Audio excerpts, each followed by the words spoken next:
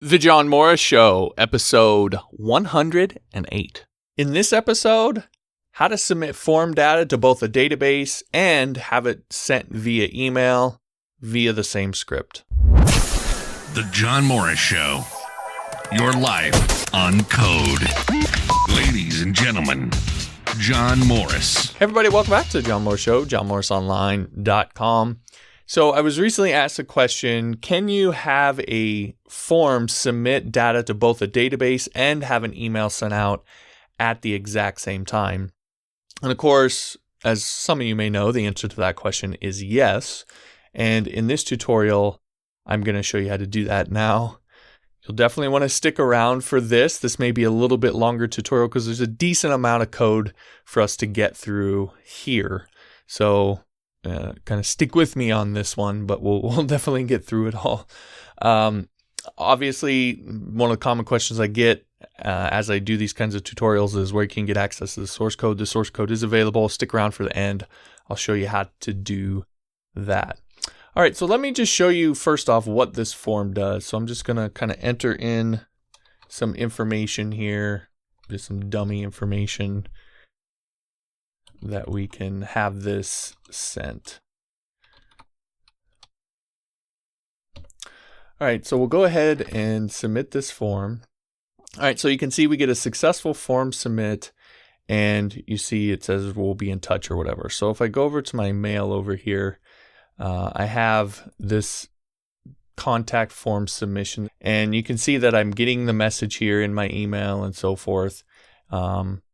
And so it's sending the email. That's the first thing. So the second thing then is if we go back over to our code editor here and I go into my shell here. So what I did here is I showed you, so we have, this is the kind of the structure of the database here first off. So it's very simple, just an ID that auto increments, has a primary key, name, email, message, etc. And then what I did, so I'm showing you just all the columns in the structure here, and then I did a select all from that table, and you can see at that time at first I had an empty set, and then I did it again a little bit later after I'd set up the MySQL stuff. You can see I'm getting this message here. Actually my session there is closed, so let me close that and reopen it. I get to see a little shell typing here. This is fun. So we'll kind of get into MySQL. We'll say we want to use our snippets database, which is the one that I use for all my tutorials. And then I want to show the columns from our MySQL email table.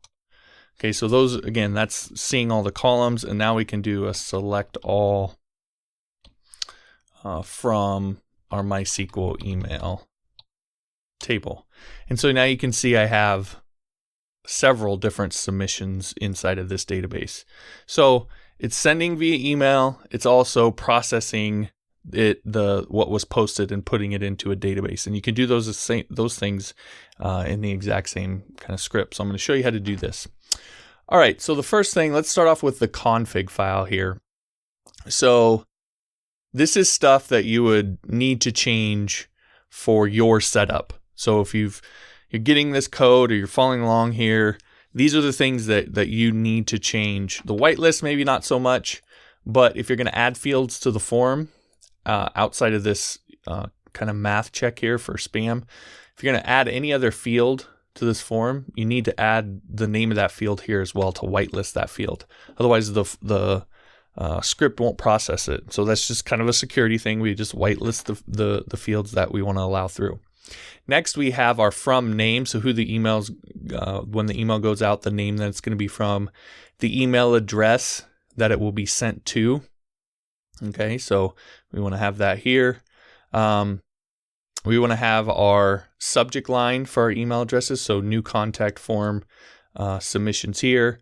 And then we have our table that we're using. So this is the name of our table here.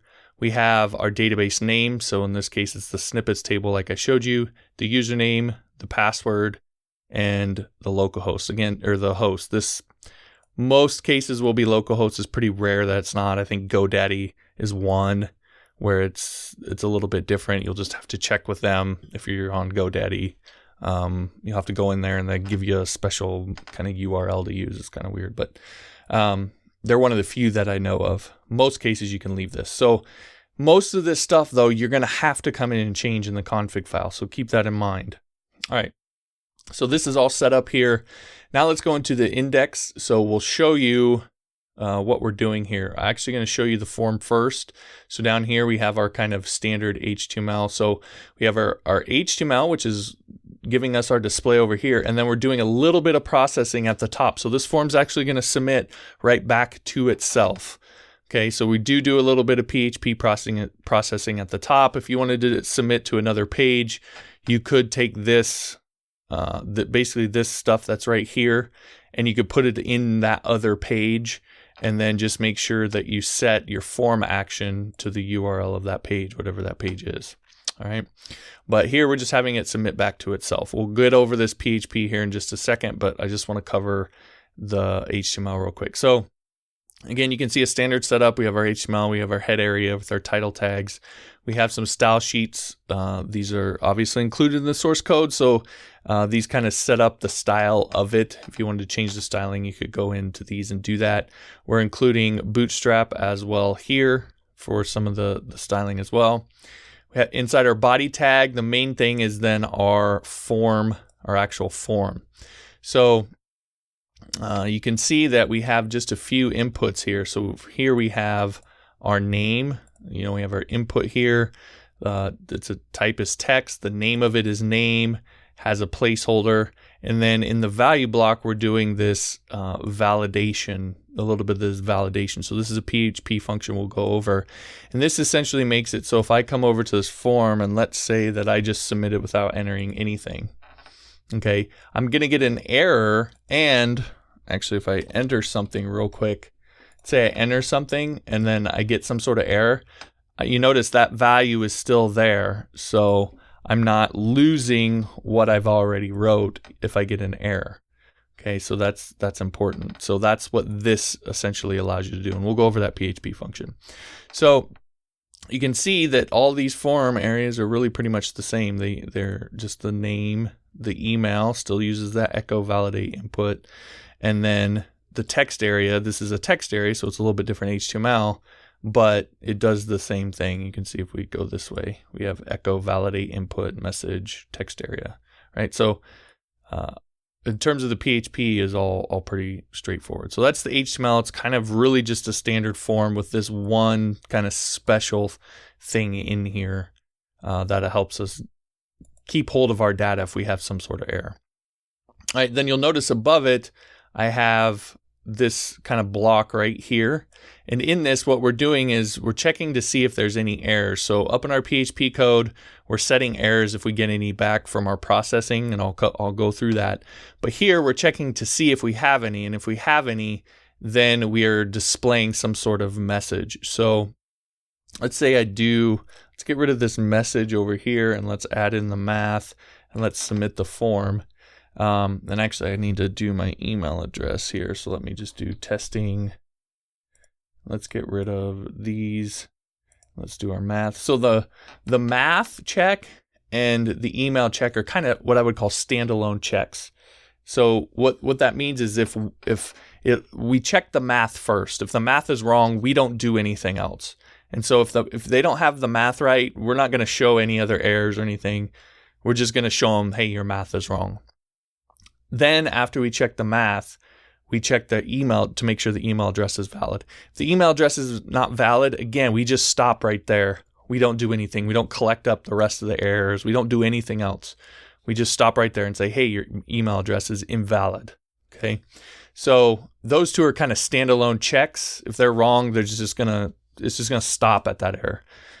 The name and the message, if those are empty, then we actually collect up the empty fields and we'll display them. So I have my email address, I have my math, but I haven't entered the name or the message. So if I submit this form, then you'll see it says, please enter your name, please enter your message. Okay, so that's what this section here is doing. And all it's doing is this errors right here from PHP is an array. And so we're just imploding the array, and we're adding some paragraph tags to the front and back of it, and then displaying that message and styling it up. So what this looks like in actual code is just, you can see it's 2 paragraph tags. Okay, so that's what this implode statement does here. It breaks apart the array and puts it into a string and adds essentially these to the front and back. Okay, now you'll notice that what comes first actually is the ending paragraph tag. The reason we do that is because we're wrapping that whole implode statement in a paragraph tag. So when it implodes the first item in the array, so the first item in the array is please enter your name, this is already there. It implodes and puts in please enter your name, and then adds a paragraph tag to the end of that, and then starts a new paragraph tag, and then loops back to please enter your message. And again, so it already has the starting paragraph tag, and now adds this ending paragraph tag to it, adds this one back here, and then we close it all with this closing paragraph tag. So what you get is you get a valid set of paragraph tags here, okay, for that loop. And you can see we got one here and we got one here. All right, so one of those things that just kind of works. It's a little bit of a trick for the paragraph tags, but I don't want to get too bogged down on that because I really want to get into the PHP, and there's quite a bit to get through. All right, so this is our errors. Now, if we come back all the way at the top, then you can see that we're doing a little bit of processing because we've moved most of our heavy lifting over here to this functions file, which is where we're going to operate most. Now, what we're doing here is we're requiring that functions file. We're just instantiating some variables that we'll use. This is essentially just to get rid of any notices. So we're going to be doing some different checks down here on some variables. And if we don't set them here, then you'll get some PHP notices that variable doesn't exist, etc. This just helps get rid of those notices. So we're setting our errors to array, and we're setting our sent variable to false. So we'll use those a little bit later here. Then the next thing that we're doing is we're checking to see if whether post is empty or not. If it's empty, then that means the form, most likely, majority 99.999% of the cases, the form has not been submitted, because otherwise the post wouldn't be empty. Now, if someone tries to do some sort of external submission, then but we don't really care about that. So again, we're just checking to see if it's empty or not. If it's not empty, so that means there's some sort of data in the array, then we're going to try and process it. So the main thing here is we're sending all of the post data to this function process form, which is up here in functions. This is kind of the big function, or if you're thinking in an MVC mindset, this would be like the controller function. So this is the one that does all the heavy lifting and uses some other function, some helper functions to get the job done. So that's primarily what we're going to be going through. But we run that, we send the data there and get a return from it. Now I'll show you the different returns that are available. But essentially, what we're going to get back a status and a message or a set of errors. Okay, so we need to just do a little bit of checking for that so we can populate this area down here. See, it's checking for errors or it's checking for sent. That's what our if statement is here is doing. So basically, if you're getting errors, it's going to show the errors. If everything went through and sent gets set to true, which you see right here, then we're going to process our message that says your message was sent. We'll be in touch. Okay, so that's what this does. We check to see if this process message element, so this is an array that gets sent back.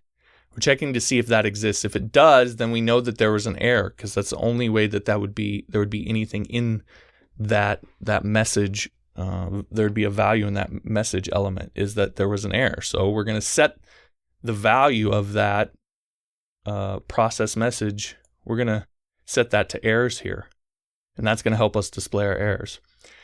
Then we're going to check and see if it's set to, if there's something called process errors that exists. Now, the difference between these two is what I mentioned earlier. Here, if there's a if the email address is invalid or the math is wrong, then we're just sending back this message that says it's wrong. Whereas if it's one of these fields being empty, we're actually capturing all those into an errors array here and sending those back so we can display them all. So that's the difference between these two. This is one of the checks where we're just sending back a blanket message. This is one of the checks where we're sending back an actual array of different errors that we can display them all. So you're going to get one or the other back, but both are displayed the same way. So we set this to errors here, and we set it to errors here, so that we can then down here use it, and it ends up the ultimate output ends up being exactly the same. When we get to the functions file, that'll make a little bit more sense.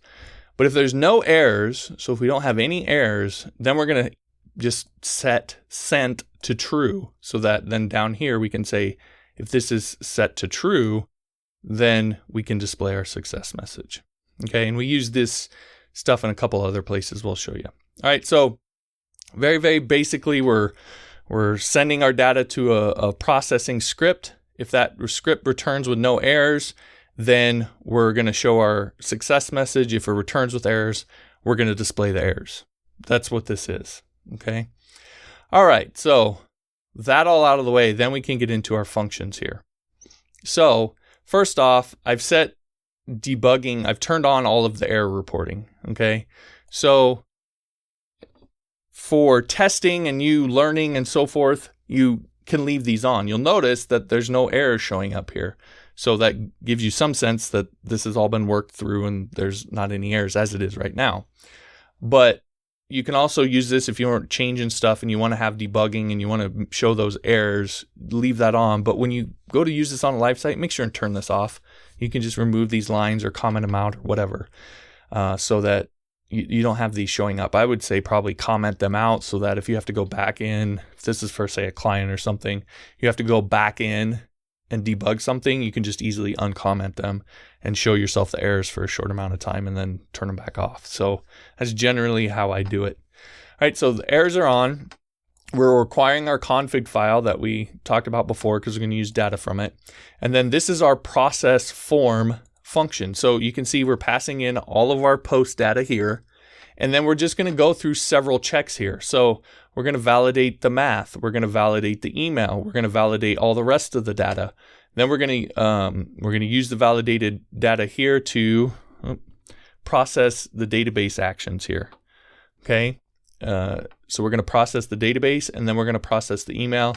And if we get through all of that with no errors, then we're going to return a status of 1. Okay, and the reason is you'll notice all the errors are returning a status and then a message, or this errors block right here, like I talked about earlier.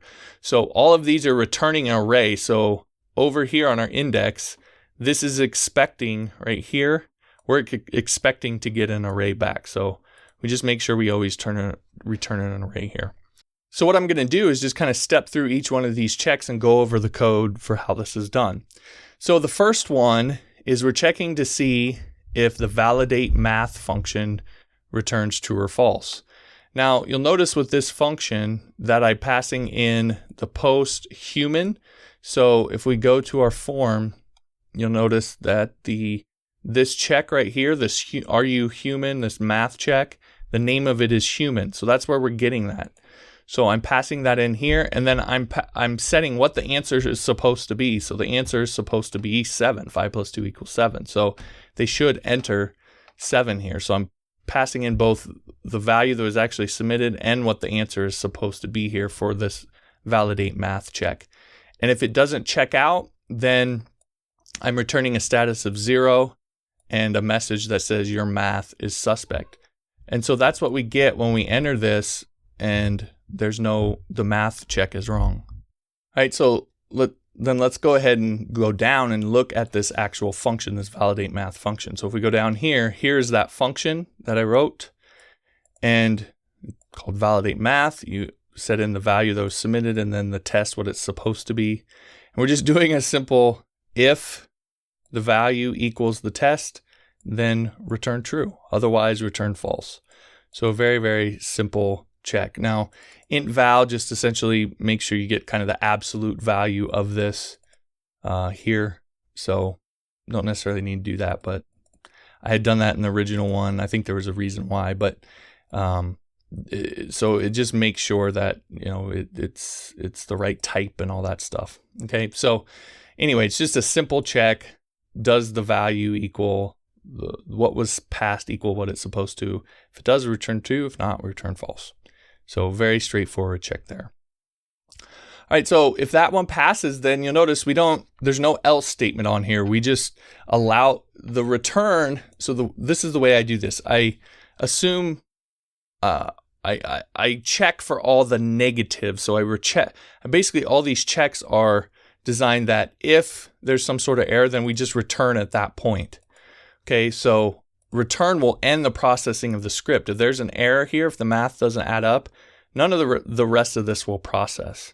Okay, so it's basically a series of like roadblocks that your code has to get through. And if it does, then we return true down here, or we return a positive status down here. So that's the way I generally set up my scripts, is to kind of be oriented toward the negative and be kind of designed so that they will, you know, they lean towards returning some sort of you know, negative response.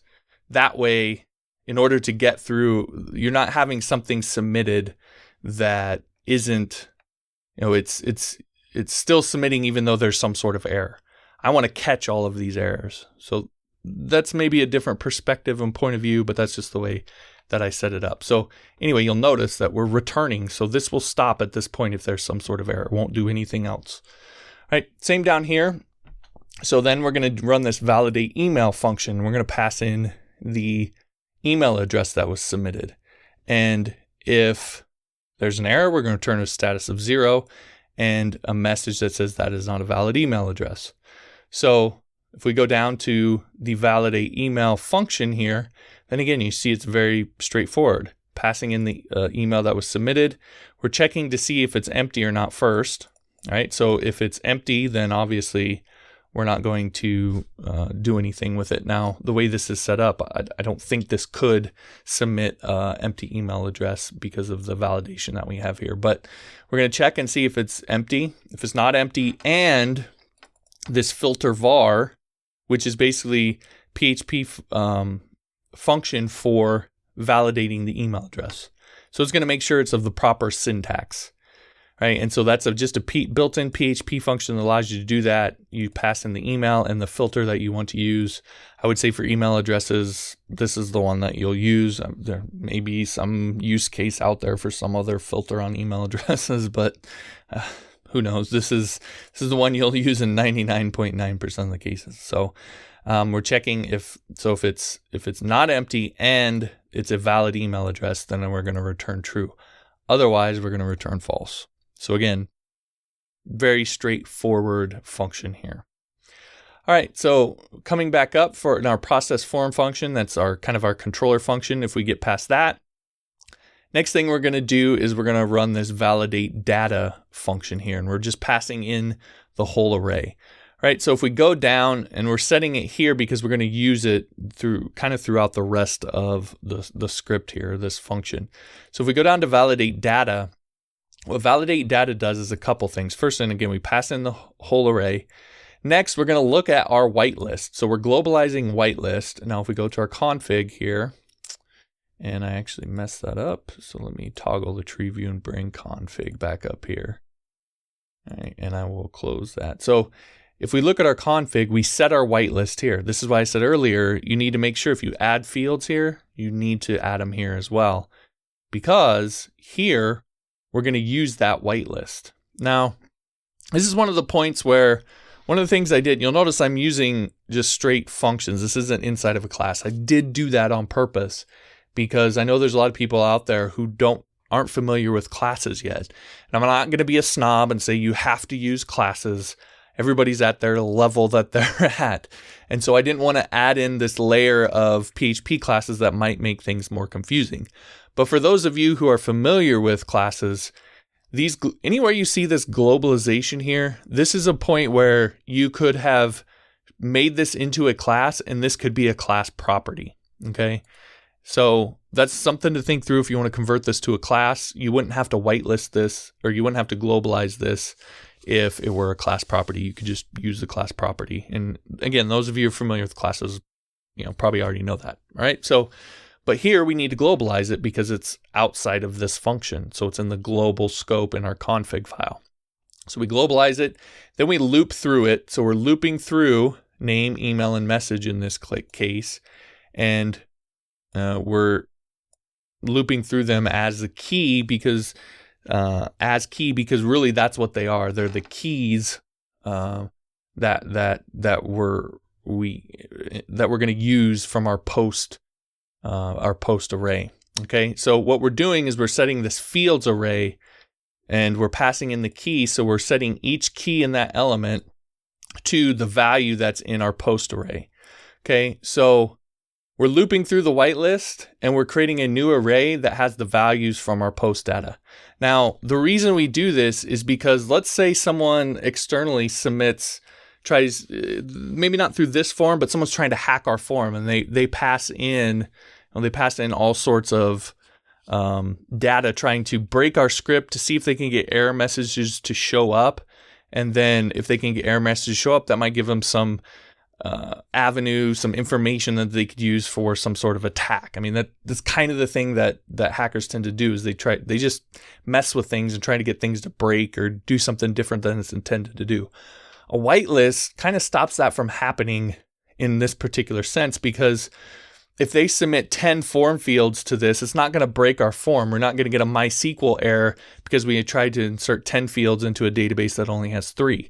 Why? Because we're whitelisting those fields. So we're looping through, and we're only grabbing name, email, and message. If there was anything else submitted through the post data, we just completely ignore it. We don't even look at it or try to process it or do anything with it. That's what this does right here. Okay, so we're whitelisting our data. That is, again, why you need to, if you add a field, you need to add the name of that field here. Okay, so that's the first thing that our validate data does. Next, we're setting our errors array here. Again, this is just so we don't get notices. And then we're looping through our new fields array that we created. And we're just checking to see if each field is empty or not. If it's empty, then we're creating an array called errors, and we're adding that field name. So the field name here, the key, we're adding that to this errors array plus this thing that says please enter your space. So what this essentially will return is we'll have an array with, let's say we don't enter the name and the message. It'll be one element will be please enter your name, and another will be please enter your message. And that's where we get those messages from when we're over here and we submit this form. Please enter your name, please enter your message. That comes from this right here. Okay. All right. So once we've done that, then we're just going to return the proper response. So if errors is empty, so if this processed all the way through and there were no errors, then we're going to return a status of 1, and we're going to send our fields that we whitelisted back, because we want to use our whitelisted data from this point forward, because we're going to get into inserting stuff in the database. So we want to make sure and use our whitelisted data, not the whole post array. So we don't have any sort of errors and so forth for someone trying to hack our form here. All right, so we're going to set, again, a status of 1, and we're going to return our whitelisted fields. If there's errors, then we're going to return a status of 0, and we're going to return our errors array right here. Okay, so this kind of sets us up for the rest of the script. We now have either valid data or an array of errors that in both cases, we can either continue processing with the script, or we can go back to our display and display those errors. Okay, so this kind of sets us up. This validate data function sets us up for the rest of what we're going to do here. All right, so then you can see once we've done that, then we check the status. Okay, if the status is, this is a not, so basically if it's the 0 status, if it's an error status, then we're going to return back to our index page, the status of 0, and then we're going to pass in our errors, which were stored in this validation. And then, if you remember, they're stored as this data element here. Okay, so again, if there's an error here, we're going to return the errors so that we can display them here. Otherwise, we're going to keep going, and you'll notice that down here, then I set data to validation data. So this is if there were no errors, the whitelisted fields will now be set to data. That's what this is doing. And then from there forward, you can see we're going to use data for processing our database, and we're going to use it for processing our emails. So we're using our whitelisted data at this point. That's very important. All right. Now we're going to get into the process database. So it's the same kind of story we've been going through. You notice each one of these. Validate math, we return an array with a status and a message. Validate email, return an array with a status and a message. Validate data, return an array with a status, and in this case, an errors array. Process database, status, message, and then if everything's good, we return our status. Okay, so really, really similar process that we're doing for all this. It's just each function does something a little bit different. All right, so process database, then we're passing in our whitelisted data.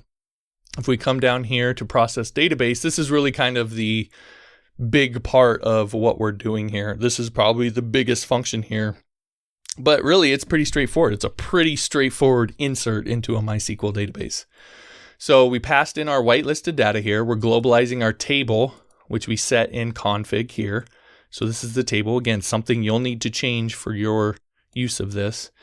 And then we're going to create a new instance or a new connection to MySQL. So we're using MySQL.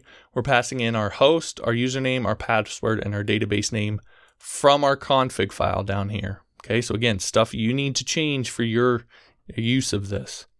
So we're creating that new connection. We're doing a check to see if we're actually connected. If not, we're going to return false, and then we'll handle that up in our process form script. Otherwise, if we are connected, then we're going to process our MySQL data here. So the first thing that we're going to do is we're going to prepare. We're using prepared statements, so we're going to prepare our MySQL statement, our SQL statement here. So we're calling MySQL prepare. So you have to have this instance of MySQL instantiated first, then you can call the prepare method on that. And what you pass into it is your SQL statement here. Okay, so this is a SQL statement that you may have seen something like this before. So insert into our table name. Again, this is from our config file. We globalized it up here. And we want to insert it into, these are the database columns that we want to insert into. So name, email, and message. Okay, so those are what we want to insert into them. And then values is what we want to insert. Now, a couple things here. One, and I've mentioned this in another tutorial, that this connection between the columns and the data that was submitted is what I would call dumb.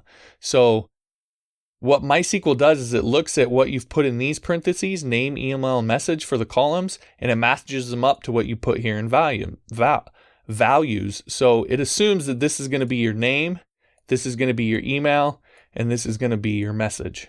So if you move these around, you have to move these around. That's important to know. Now, you'll notice that these are all question marks. That's because we're using prepared statements. We're using this prepare function. What this prepare function does is down here, you'll see that we bind our parameters. And here is where now we're binding the parameters that we want to use, that we want to pass in. These are basically placeholders. I don't want to get into too deep of a prepared statements kind of tutorial, but I do want to talk about this. If you're not familiar with prepared statements, or this is just kind of going way over your head, I have a whole playlist on my channel. It's something about MySQL PDO prepared statement that goes into all of this in depth. So check that out. But essentially, these are placeholders. We're not actually passing data in here.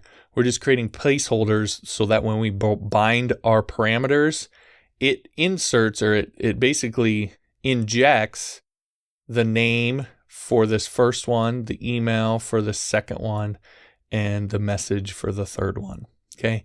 Now that's the subtle difference between MySQL and PDO, is that with MySQL you use anonymous parameters, so these are all question marks, whereas with PDO you can use named parameters. So you could give this a name like name, like this. Okay, and so that can be a little bit easier to work with. All right, so and it makes it a little bit smarter than this implementation. All right, so we're binding those parameters and we're saying what kind of data type they are. So in this case, they're all strings: name, email, and message. They're all strings, so they're all S's. If they were, if they were numbers, then it's D. It would be D for whatever ones are numbers. Okay, again, I don't want to do a full MySQL and prepared statements tutorial, but just a little, that's how you do prepared statements. The advantage of this, of using prepared statements like this, is that PHP is going to do all of the SQL injection protection and all that stuff for you, and whatever other thing that they come up with. In the past, you would have to go through kind of a series of different checks on the data you were inserting into your database. MySQL real escape string was a really, really common one that you'd have to run on each one of these. You don't need to do that anymore because you're preparing the statements, and PHP is doing all of that for you when you do this prepared statement and this execute and so forth. Okay, so we can just drop the data in as it is and let PHP do it. And if there's some new thing that they need to check for, they'll add it to PHP and you don't have to change your code. That's the value of it. So that's why I highly recommend moving to prepared statements for your code. All right, so now you'll notice though, this name, email, and message, we haven't set that anywhere up here before. Okay, that's what we're doing right here. Now we set those. So we're saying, okay, we bound the variable name to this value over here. We bound it, but we didn't tell you what name was. Now let me tell you what name was. And we're just setting it to post name, post email, and post message. So to our post data. Okay, so very, very straightforward. And actually, you caught me. This should be this, not our post data. It should be our whitelisted data, since we wanted to use our whitelisted data here. All right, so you caught me. You got me on that one. All right, so we're passing in our post data here, name, email, and message, and telling it, okay, these are the actual values that we want to use. And then we just need to make sure and set those before we run this statement execute method here. So that's going to actually then, here we're all just getting it all set up. This actually runs this actually runs it. Now if this returns false, then we're going to return false. Okay, so now don't get confused. This is for a different block. So we're not doing any sort of else statement on here. If it's false, we're just going to return false. Otherwise, we're just going to keep processing. And then we get into this else script, which runs on the actual bind parameter statement, or the prepare statement here. So we do this if check on our prepared statement here. So if it's prepared properly, then we'll process our code. Otherwise, we're going to return false.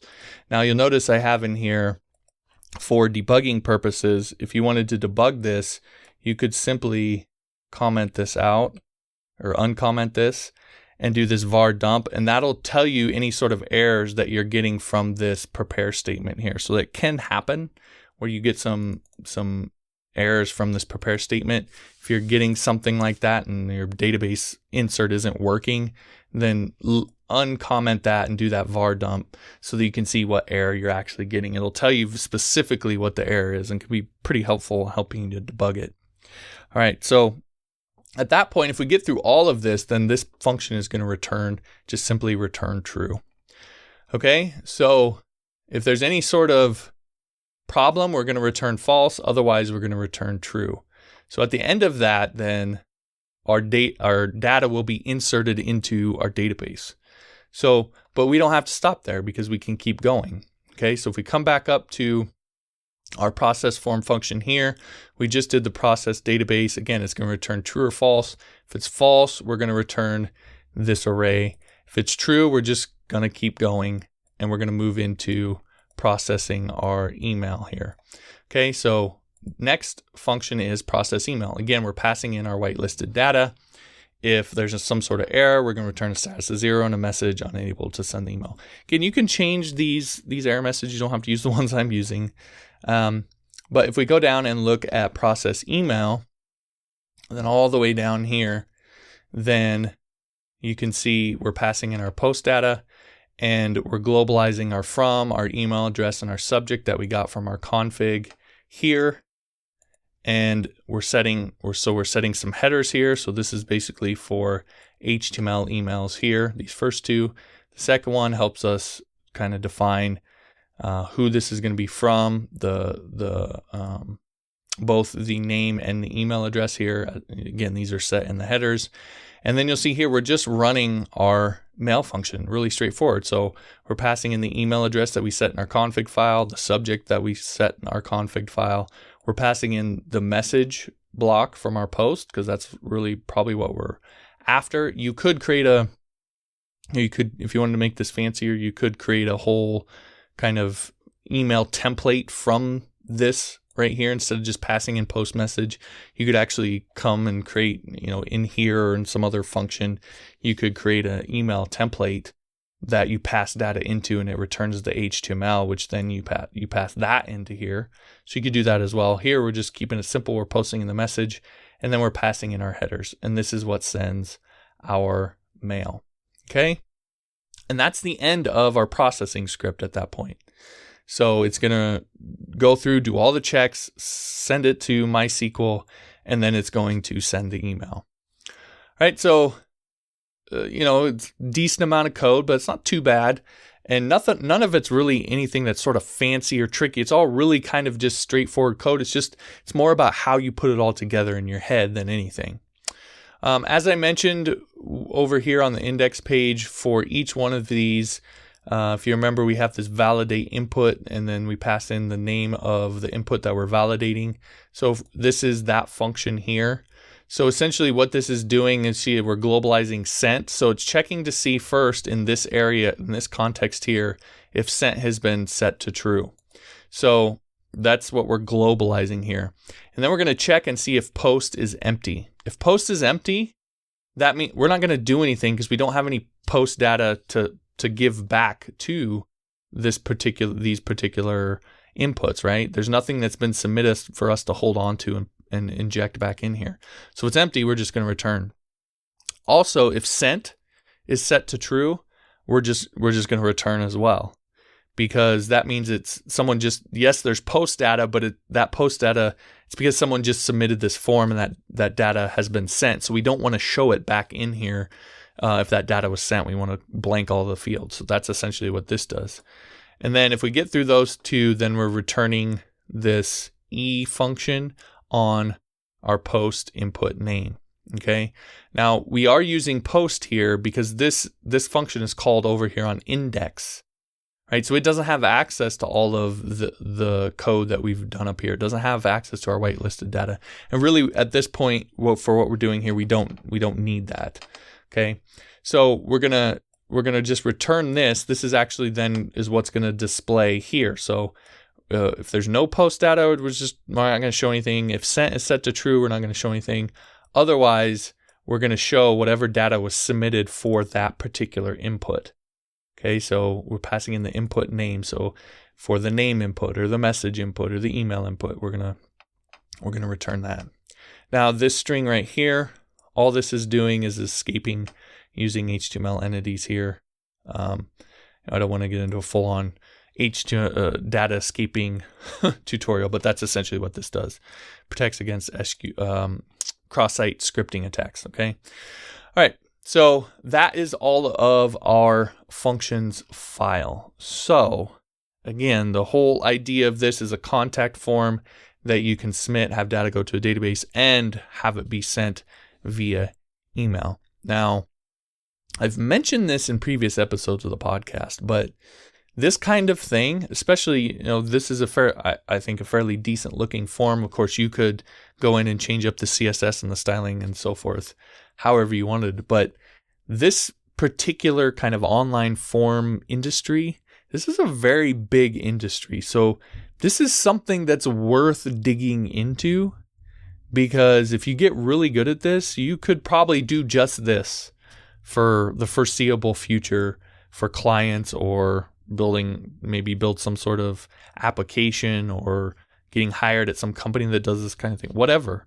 It's a very, very big market. Like I mentioned in the previous podcast, SurveyMonkey does $113 million a year, and it's valued at $1.35 billion, I believe it is.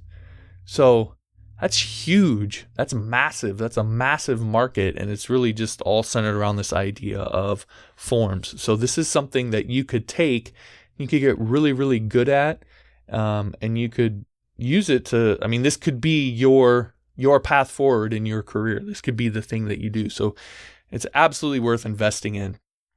If I were going to do that, what I would do is I'd take this code, I'd turn it into a class, get familiar with classes, turn it into a class, and really just dig into constantly improving and updating and working with that particular class and getting really good at it. And then what clients care about, here's kind of the thing, they care about the sizzle. So they're going to care more about the way the form looks more than anything. So it's really just going to come down to moving forward fields around and changing CSS and so forth. And there's so many sources out there like Media Loot and all the Bootstrap stuff and so forth that could allow you to make 20 different forms that look different, but the back end, this PHP code, it's all the same. You don't have to constantly rewrite that. It's all the same. It works. And you're just changing the kind of the veneer on top of it. Okay, so don't underestimate what this is. And that's why I invested in much time in both writing the code and going through this tutorial with you. For those of you who really see what this is, this could be something that could be your path forward from here. Now, as I mentioned at the beginning, I know there's a lot of people that really going to want to get at this source code. All of my source code is now being released over on Patreon. So you can go to johnmorrisonline.com/Patreon. If you become a supporting listener at the $5 level, you'll get access to this source code and all of the rest of the source code that I have available over there. That simply allows me to continue to be able to do this for you and invest this much time into writing code for you. So if you consider doing that, you'll get access to this source code, as I mentioned. Again, that's johnmorrisonline.com/Patreon. All right. Thanks for listening to the episode. If you liked it, be sure to like it so that I know that you like this kind of content. If you know somebody who would benefit from this, who could use this for their career, I'd appreciate if you'd share it with them. And if you haven't yet, be sure to subscribe so that you never miss an episode. Thanks again for watching, and we'll talk to you next time.